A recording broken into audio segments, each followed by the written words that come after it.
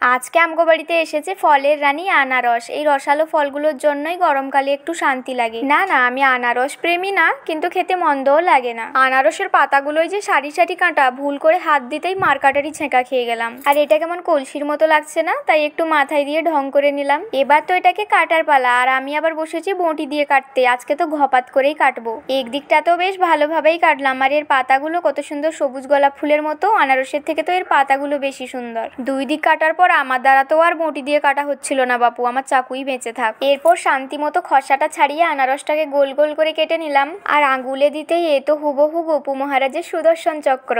একটুখানি লবণ আর শুকনো লঙ্কার গুঁড়ো দিয়ে মাখিয়ে খেলাম। আর টস টস আনারস মাখা খেতে কি যে মজার, না খেলে কিন্তু মিস করবে। এরপর কিছুগুলা আনারসের টুকরো দিয়ে চিনি আর জল দিয়ে এর জুস বানিয়ে নিলাম। ছেঁকে একটুখানি পাতিলেবুর রস দিয়ে দিলাম, আনারসের জুস তৈরি। কিন্তু আমার মাথায় ভূত চাপলো জলজিরা দিয়েই আনারসের জুস খাবো। আমার মতো উচ্চিংড়ে পাবলিক কটা আছে কও দেখি। আগড়ুম বাগড়ুম দুটোকে তো মিশিয়ে ফেললাম, এবার খাওয়ার পালা। ভয়ে ভয়ে এক চুমুক দিলাম, কিন্তু খেয়ে বুঝলাম জলজিরা দিয়ে আনারসের জুস আসলেই কত টেস্টি। আনারস নিয়ে ছোটবেলার একটা মজার কথা, আনারস তো উচ্চারণই হতো না, বলতাম আনানস। কার কার ছোটবেলার সাথে মিশে গেছে কও দেখি। এদিকে জলজিরা আনারসের জুসটা তো কেমন ফুরুত করেই শেষ হয়ে গেল। এইটুকু খেয়ে মন যে মানলো না।